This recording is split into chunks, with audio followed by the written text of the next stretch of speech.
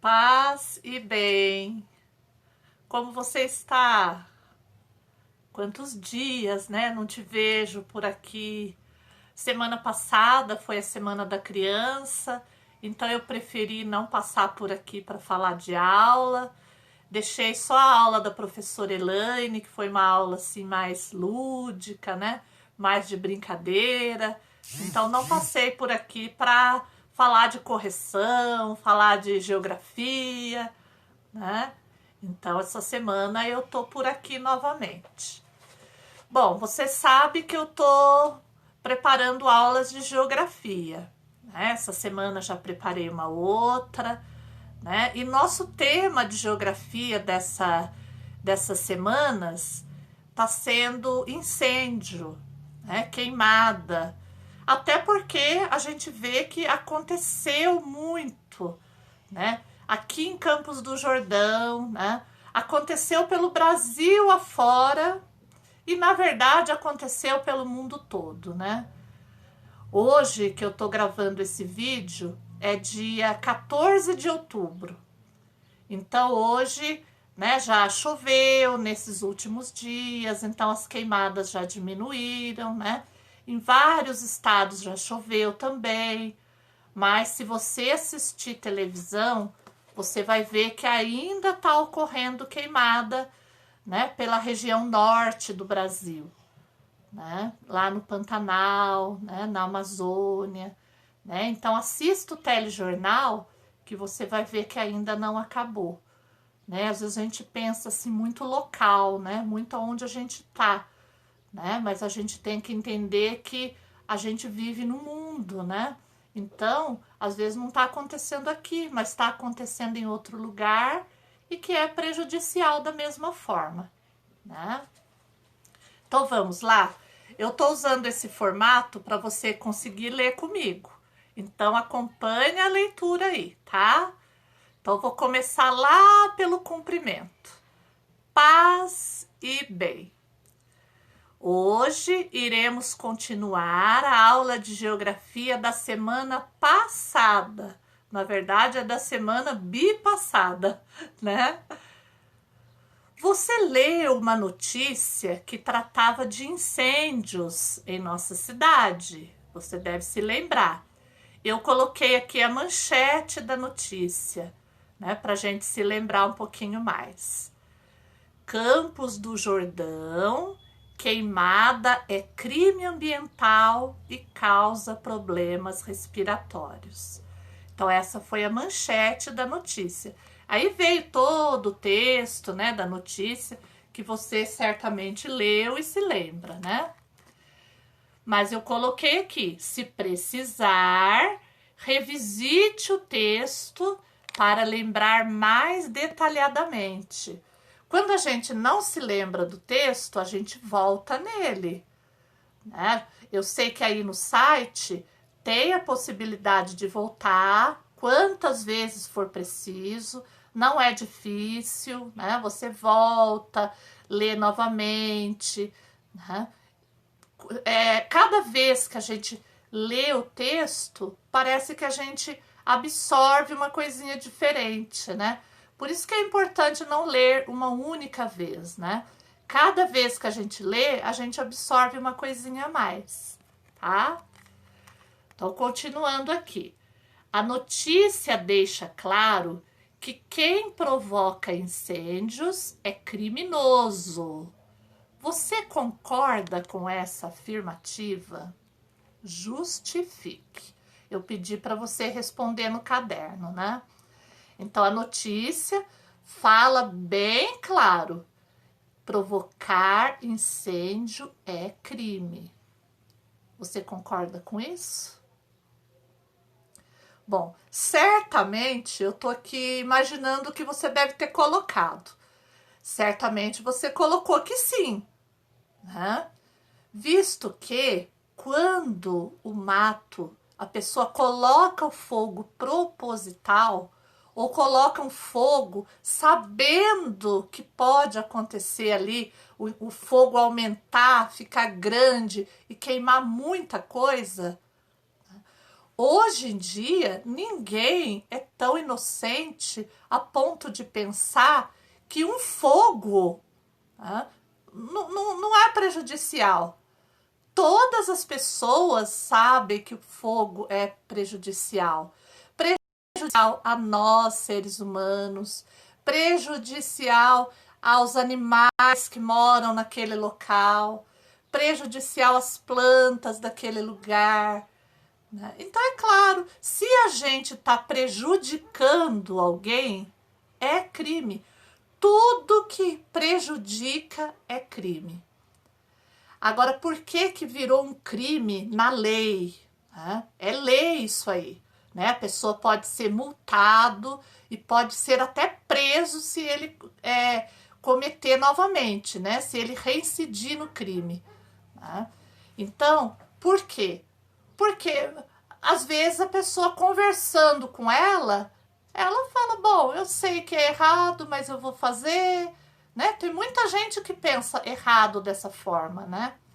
Então, foi criminalizado para ver se a pessoa tem assim um pouquinho, pelo menos de medo de ir preso, né? Se a pessoa não tem respeito com ela mesma, se ela não tem respeito com o próximo, com os animais, com as plantas, então que ela tenha medo, né? Quem não tem respeito tem que ter medo, e é por isso que pode ser preso, né? Ele fica com medo de ser preso e não comete, né? Ou é essa a ideia da lei, né? Então, é um crime grandioso, né? Vamos continuar aqui. Observe atentamente o panfleto abaixo e leia seus dizeres. Eu coloquei aqui um panfleto, né? Um panfleto até bastante triste, né? Eu espero que você tenha observado atentamente, né? Na parte superior do panfleto, você observou que aconteceu ali um incêndio, né? Queimou a floresta, árvores foram queimadas, mato. Às vezes a gente pensa só na floresta, só árvore, coisa grande, né? Vegetação grande, mas não, né? Tem a grama, né? Os matinhos baixinhos, as plantinhas menores, tudo faz parte da floresta, não é só árvore, né? E aqui, se você olhar, olha, tá tudo pelado. Tá até saindo ainda um pouquinho de fumacinha, né? E embaixo, né, na parte inferior do panfleto, alguns animaizinhos ali abraçados, né, próximos um ao outro, né, olhando para aquela cena, né, sem entender, né, porque eles não têm entendimento o que foi que aconteceu ali, né. E bem no centro do panfleto, uma frase. Pode ler comigo. Não eram só árvores, eram lares. Não eram só plantas que tinham lá, eram lares. Né? Lares são casas, né? Eram casas.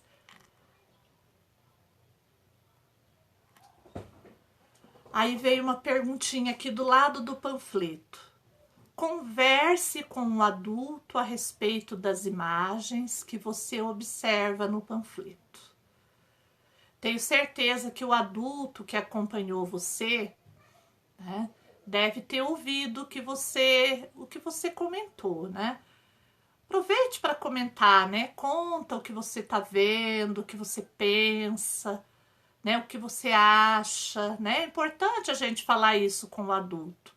Se a gente estivesse na sala de aula, eu pediria para você falar para mim, falar para os colegas, né?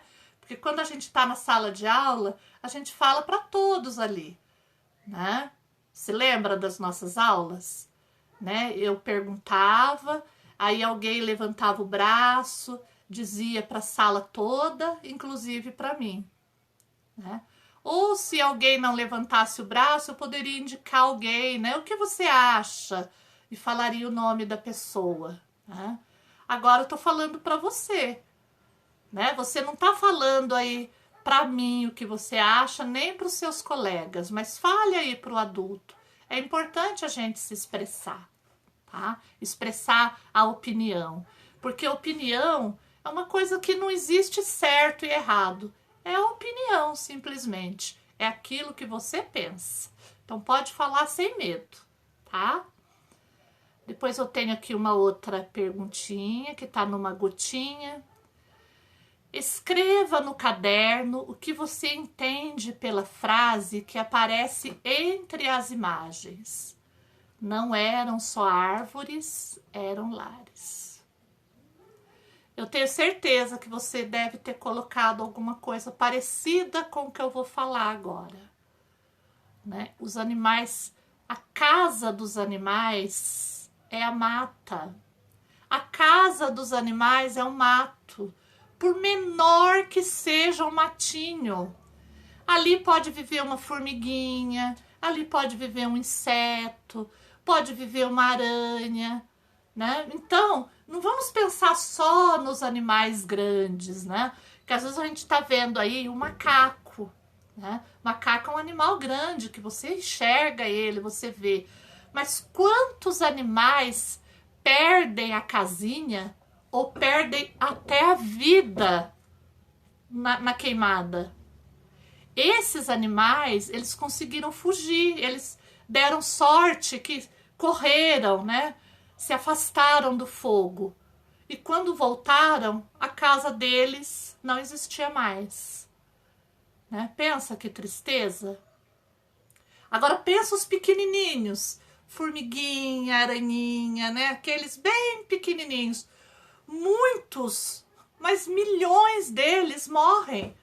Porque vocês já viram um passinho de formiguinha? Não dá conta de fugir do fogo. É aquele passinho, aquela corridinha pequena. Morre queimado, né? Filhotinhos que não conseguem fugir, né? Então, a casa dos animais é o mato. A casa deles. Você já imaginou? Vamos nos colocar no lugar deles. Você chegar na sua casa e a sua casa não existir mais, ter virado cinza, é muito cruel, né? Muito cruel. Difícil até de pensar nisso.